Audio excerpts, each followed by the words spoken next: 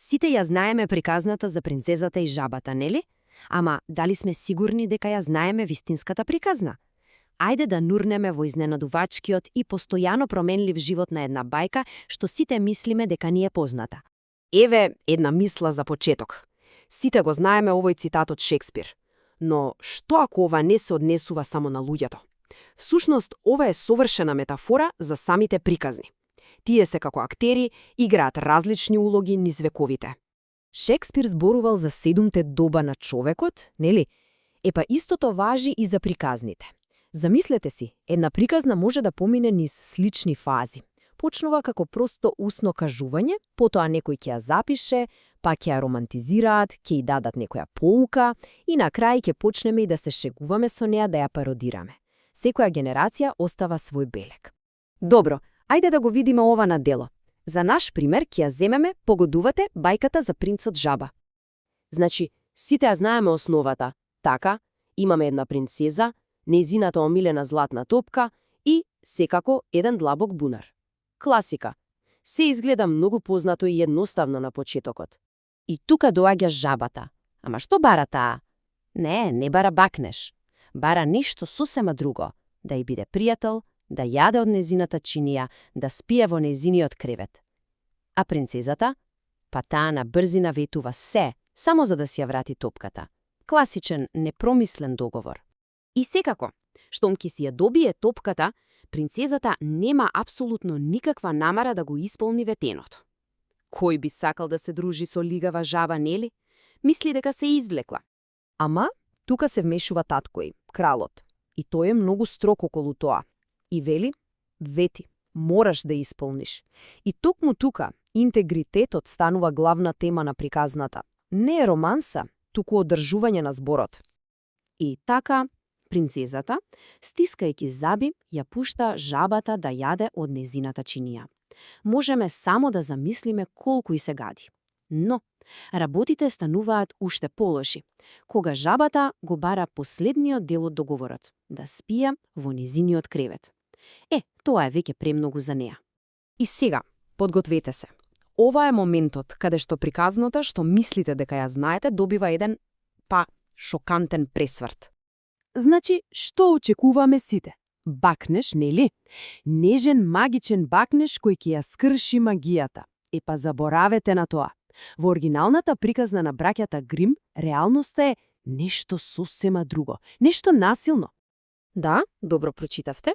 Принцесата, целосно разбеснета и згрозена, едноставно ја зграпчува жабата и ја треснува од зид со сета сила. Значи, трансформацијата не доаѓа од љубов, доаѓа од чин на насилство, од нејзиниот излив на бес. Прашањето е, како побогу стигнавме од трескање жаба од зид до романтичен бакнеш? Па, одговорот лежи во тоа како приказната била објавувана и именувана низ годините. Ајде да ја погледнеме временската линија. Во 1812-та Грим ја објавуваат сонасилната сцена. Но само 10 години подоцна, во англискиот превод, насилството го нема. Жабата само спие на перницата. Иако Грим во нивното последно издание ја задржуваат насилната верзија, другите уредници и преведувачи ја омекнуваат приказната. Ја прават попристојна, поприкладна за деца, отстранувајќи ги деловите што им изгледале премногу груби. И со менувањето на заплетот се менуваат и главните теми. Погледнете ја разликата. Во верзијата на Грим, интегритетот е лекција наметната од таткото. Жабата е упорна и го бара тоа што иследува. А созревањето на принцезата е еден бесен, емотивен излив, поставување граници. Во модерните верзии, интегритетот е спореден, жабата е пасивна, а бакнежот е символ на нежно будење на љубовта. Сосема поинаква порака. И приказната не застанува тука, во 19 век. Воопшто, во модерно време таа буквално експлодира во илјадници нови форми. Во литературата имаме се и сешто. Од книги кои го инспирирале филмот на Дизни, до пародии кои прашуваат што се случува после живеа среќно до крајот, па се до автори кои се навраќаат на тие помрачни, оригинални верзии. Можностите се бескрајни. На екраните пак, приказната е адаптирана за буквално секоја публика. Од верзијата со мапетите, преку култната серија со Робин Вилијамс, па се до големиот хит на Дизни, Принцезата и жабата, каде што работите се менуваат уште еднаш и принцезата станува жаба. И да, дури и во музиката. Многу музичари, од Питер Гейбриел до Кин, ја користат оваа приказна како метафора за се, од љубов и трансформација до разочарување. Добро, ова не носи до клучното прашање. Зошто? Зошто една иста приказна има толку многу различни животи? Клучот лежи во нејзините почетоци. Пред некој да ја запише, оваа приказна била дел од нешто што го викаме устна традиција. Тоа значи дека луѓето си ја расказувале едни на други, од генерација на генерација. И со секое ново расказување, приказната малку се менувала. Таа била жива, флуидна. Изборуваме за долг период. Постојат записи што укажуваат дека некаква верзија на оваа приказна се раскажувала повеќе од 800 години. Замислете, со векови пред да имаме книги или филмови, оваа приказна веќе живеала и се менувала. Па што ни кажува сето ова за нас? Фактот што постојано ја прераскажуваме и менуваме. Тоа не е случајно.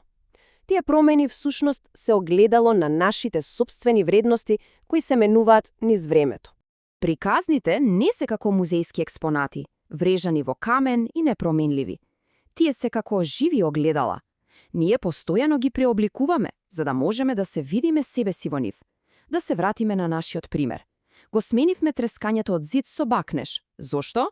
Па затоа што нашите идеи за тоа што е принцеза или што е љубов се смениле. Приказната се прилагодила на нас. И ова не остава со едно последно прашање. Размислете за другите приказни што ги сакате. Пепелашка, Црвенкапа. Какви ли тајни се кријат зад нив? Затоа што на крајот излегува дека скоро секоја бајка што мислиме дека ја знаеме има скриено и често многу помрачно и поинтересно минато кое само чека да биде откриено.